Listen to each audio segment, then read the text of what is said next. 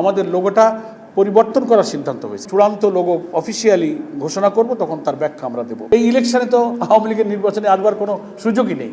লোগোর ব্যাপারে ভুল তথ্য কেউ তথ্য না জানার কারণেই মিডিয়াতে বেশি প্রচার করছেন যে এটা আমরা লোগো পরিবর্তন করেছি। না, আমিও গণমাধ্যমকে বলেছি, আমাদের অনেক নেতৃবৃন্দ, আমাদের ডক্টর হামিদুর রহমান আজাদও বক্তব্য দিয়েছেন, অনেক নেতৃবৃন্দ বক্তব্য দিয়েছেন যে আমাদের যে লোগোটা আপনারা সেদিন একটা বিদেশি ডেলিগেশনের সামনে আলোচনায় আমাদের সম্মানিত আমির জামাতের যে কার্যালয় বসুন্ধরার, সেখানে তার কক্ষে যেটা সন্নিবেশিত করা হয়েছিল, এটাকেই আমাদের লোগো বলেই অনেকে বিবেচনা করেছেন।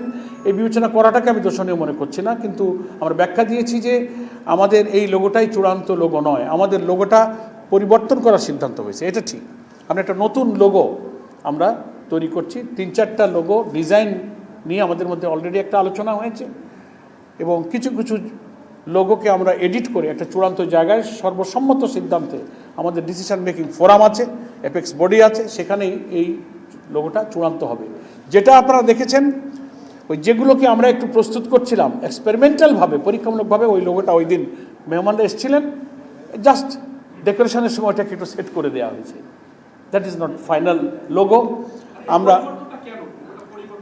পরিবর্তন সংগঠনের অনেক দৃষ্টিভঙ্গি তো থাকতেই পারে, আমরা সেটা যখন চূড়ান্ত লোগো অফিসিয়ালি ঘোষণা করব, তখন তার ব্যাখ্যা আমরা দেব। আমাদের লোগো এখনও চূড়ান্ত হওয়ার প্রক্রিয়া আছে, বেশ কিছু সংশোধন এবং এডিটিংয়ের প্রক্রিয়া চলছে।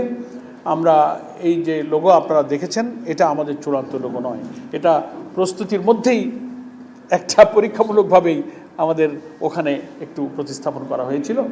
এটা আমাদের চূড়ান্ত লোগো নয়। আমরা লোগো যখন চূড়ান্ত করব, তার ব্যাখ্যা আমরা ইনশাআল্লাহ গণমাধ্যমকে দিব। একজন মাই টিভি।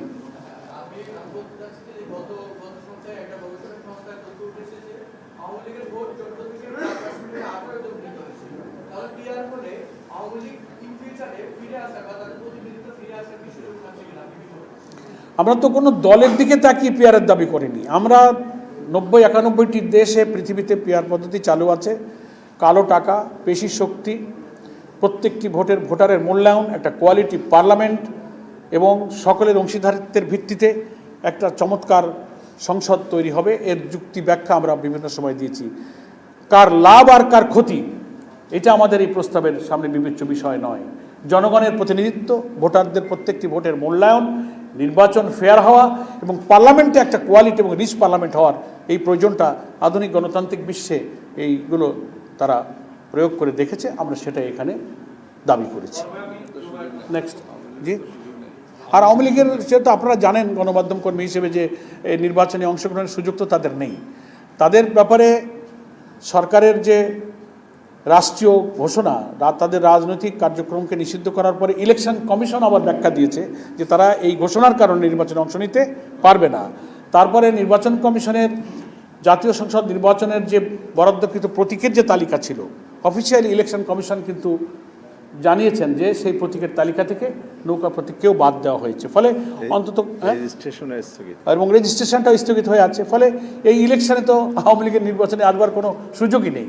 ফলে এই প্রশ্নটাও খানিকটা অপ্রাসঙ্গিক।